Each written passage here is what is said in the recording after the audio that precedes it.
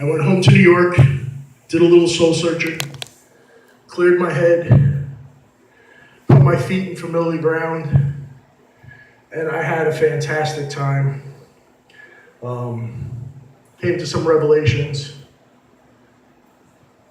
saw some old friends, stomped some old stomping grounds, and met some new people. And I paint, I write, I sculpt, I do a fuck ton of different shit. But I haven't done anything in about 5 or 6 months. I've been like recharging. And I actually wrote some new stuff. So I'm gonna give you some new poetry tonight. And then when I'm done with those 2 new poems, I've been working on a piece that's more poetic prose than it is poetry, but I'm happy with the way it's coming. It's not done yet, so I'm gonna give that to you tonight too. So this first piece is called Gravity. One night, 4 hours really, an intended nap, innocent, introductory, tender embraces, innocent, if maybe for a kiss or two, but the gravity, an incubator that bed was. Spells were cast, voodoo. How or why, can't say, but from the next day on, clawing at each other from the inside out, we are.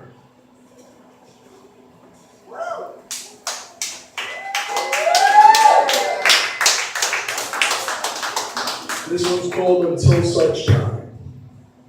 There's this girl that I know, I don't know.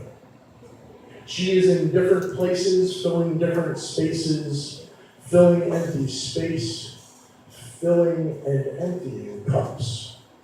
We've shared a time machine, like teenagers we were. Pieces fit together, spaces inside. We communicated by osmosis. We completely differ in the way we are exactly alike.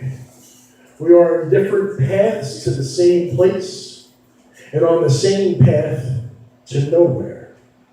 So close, so fast, there is nothing in between us except everything.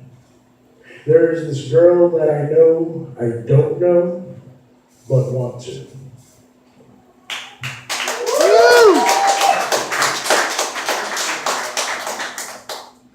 That was a long poem. I get it. All right, so this is a poetic prose. This is kind of long, but it's a short list. We're a tight group. There's only a couple people left.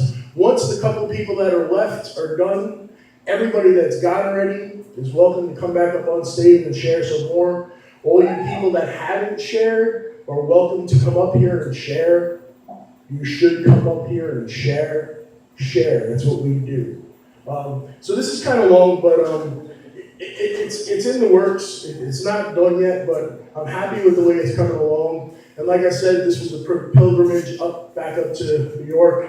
And this piece is about where I grew up. So I grew up in a world where green was usually gray and gray was always green. White was yellow and blue was brown. The air was as thick as the river should have been, and the river was thick enough to walk halfway across in places and caught fire 6 times a year. Where the only time the streets were mostly clean of dog shit and trash was after a long, hard summer thunderstorm. And that was only if you lived uphill. Downhill and by the river, it got worse. The roaches were as big as mice, and the mice, rats, and stray cats terrorized the domestic dogs. We ran barefoot through broken glass and jumped from roof to roof. Never a leap of faith, but a brazenly tempting fate. A big fuck you middle finger to the Grim Reaper. Everything was as sticky as a subway handrail in the middle of August heat wave. Where the walls dripped with humidity and soot and DNA. There wasn't anywhere you can go that didn't smell like a mixture of smoke and soot and garbage, rotten eggs mixed with rancid meat and the dirty diapers and coffee grinds. Sweat, ass, and feet. The mixture changed quite a bit, but it was always the same parts.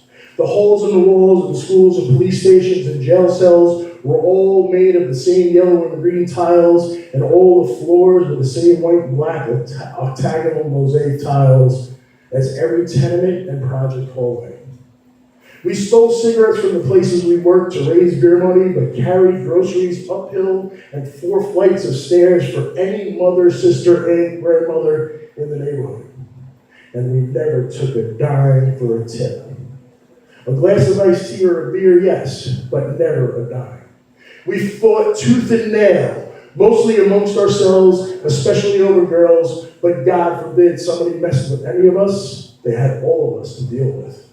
The cops were only as corrupt as your pockets were deep, and the Yumbas would pay you to let them protect you as long as you promised to pay the favor back one day.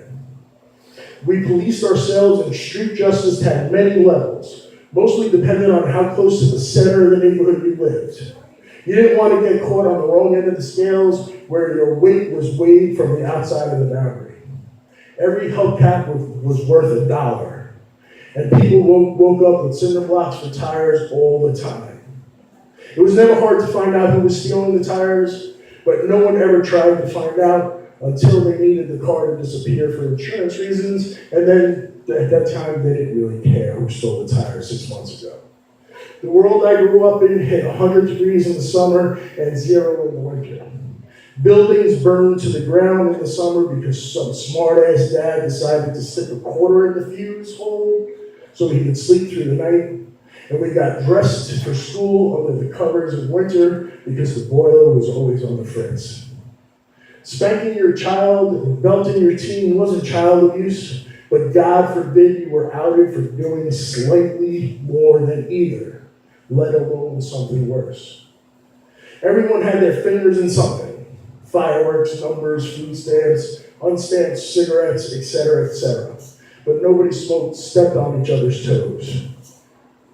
Sewer cat football, off the wall, ring Illyrio, red rover, manhunt, hopscotch, garbage cans, lid slam races, and skitching were revered as Olympic sports. Gas was free if you were brave enough to suck the hose.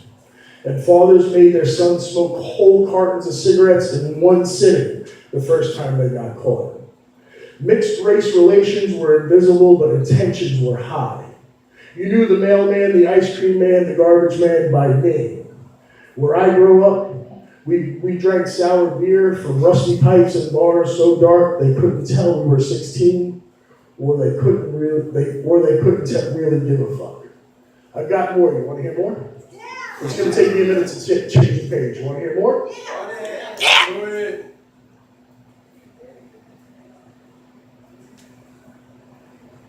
Every mother in a 5-block radius knew every kid by name.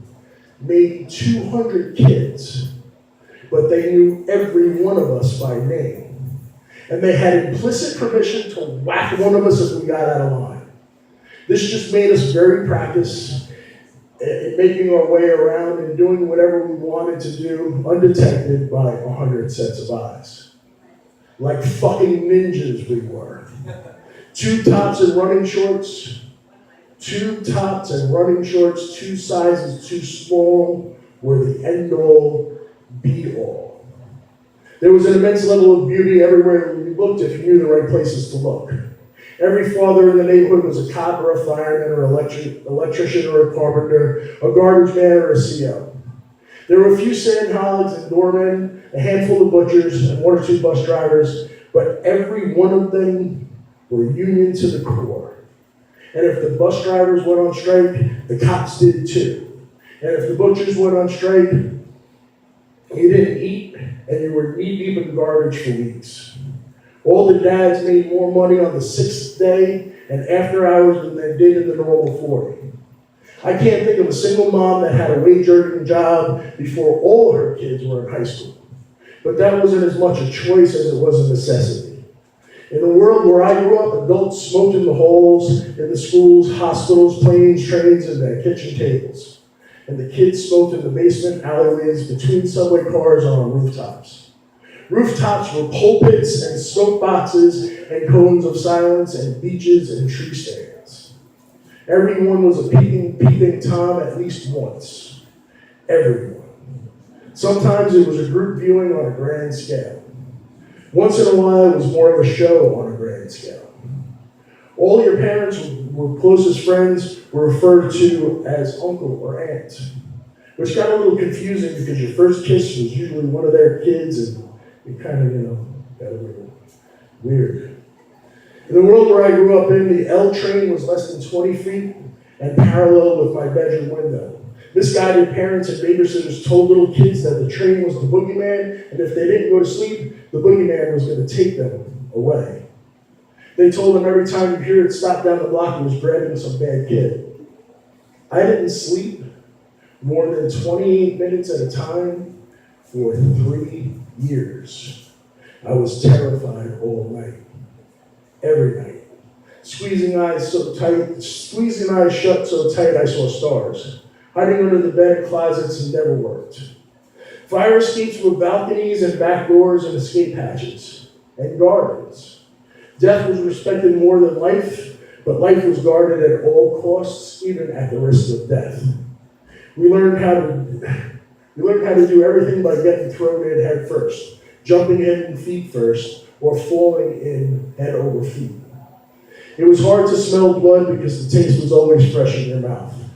Girls were beautiful and delicate and mysterious like flowers.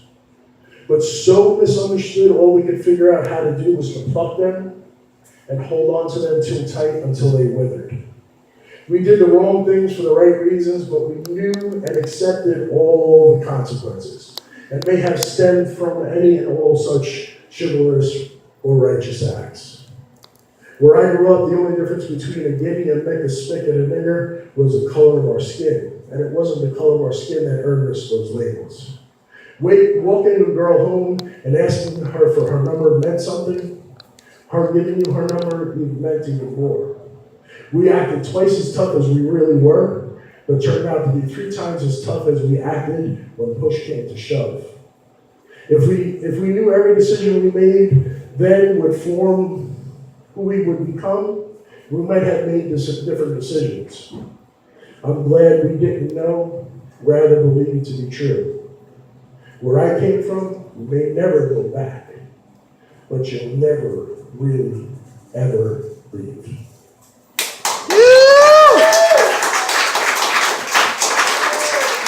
Well, the next one. I didn't even have to ask you to clap that time. You guys are awesome.